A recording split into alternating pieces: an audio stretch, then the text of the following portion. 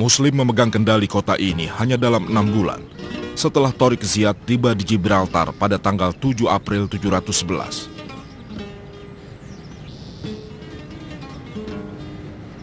Bagaimanapun juga, sebelum ia sampai di sana, Tariq dipaksa untuk menjalani sebuah ujian yang sangat menegangkan, yaitu menghadapi pasukan Roderick yang berjumlah 100.000 orang. Jika dibandingkan dengan Tariq dan pasukannya yang berjumlah 12.000, tidak diragukan lagi bahwa Tariq akan gagal. Pada tanggal 19 Juli 711, mereka bertempur di Guadalete. Dalam perang yang memakan waktu seminggu ini, Roderick terbunuh dan sebagian besar pasukannya mati atau melarikan diri.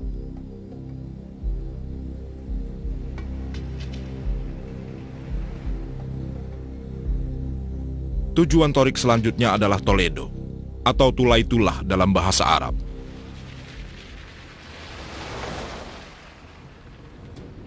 Berdasarkan fakta sejarah ini, kami pergi ke Toledo untuk menemukan dan melihat kontribusi Islam untuk kota itu.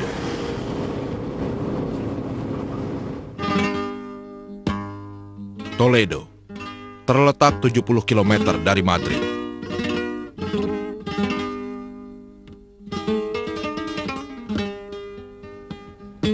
Ratusan tahun berlalu, tapi kota tua ini masih belum banyak berubah.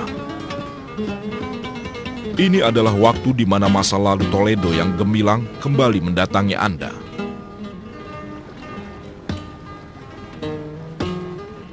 Banyak peninggalan sejarah yang dapat ditemukan di Toledo.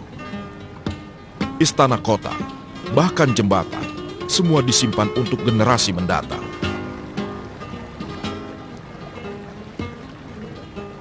Banyak kota terkenal di dunia yang berada di dekat sungai.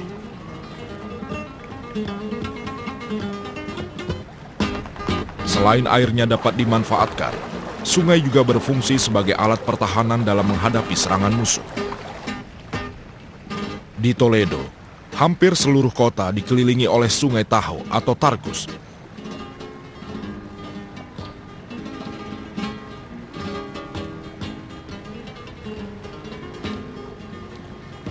Puente de Alcantara adalah salah satu dari 2 jembatan tua dari zaman Romawi yang pada akhirnya diwariskan untuk orang-orang Visigot.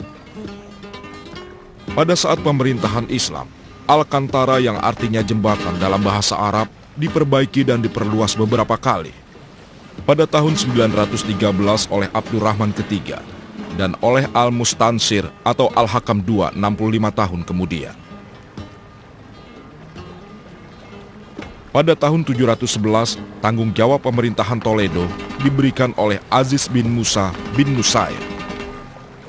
Abdul Rahman ditunjuk pada 912 dan Al-Mustansir atau Al-Hakam II yang memerintah 10 tahun setelah itu melanjutkan tugas pengembangan, seperti memperbesar kota dan juga memperbaiki jalan-jalan dan jembatan.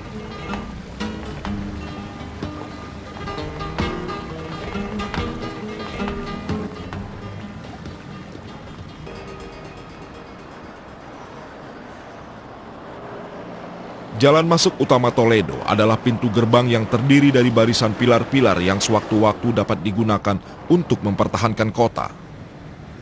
Sisanya adalah peninggalan arsitektur pertahanan Islam yang bagus, atau benteng-benteng Visigot dan Muslim. Pada zaman pemerintahan Abdurrahman III, kota-kota Visigot yang hancur dibenahi, sedangkan tembok ini diperpanjang untuk mencegah serangan musuh.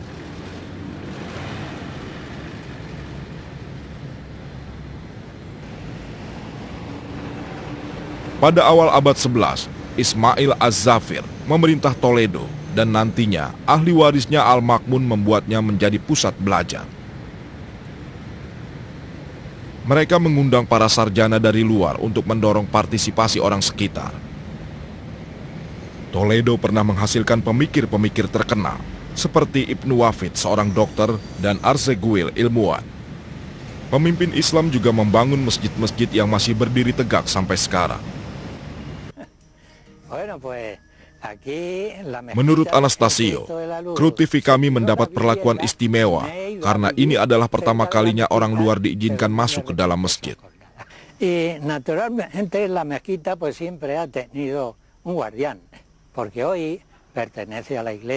Masjid Bab al-Marduk sebenarnya terlarang bagi wisatawan, kecuali bagi orang setempat.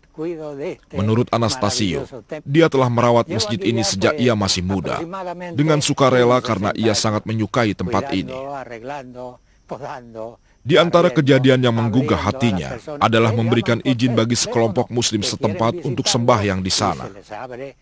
Menurut Anastasio, mereka berdoa selama 2 tahun sebelum pindah ke kota lainnya.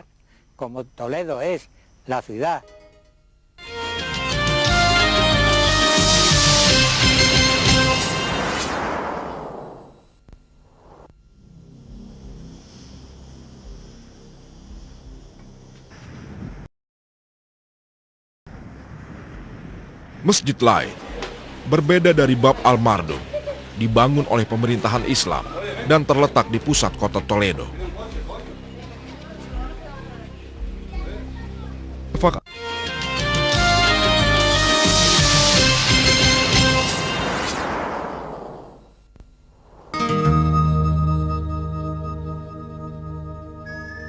Saat Toledo di bawah pemerintahan Islam, teknologi lain yang dibawa ke sini dari negara-negara Islam di timur adalah teknik pembuatan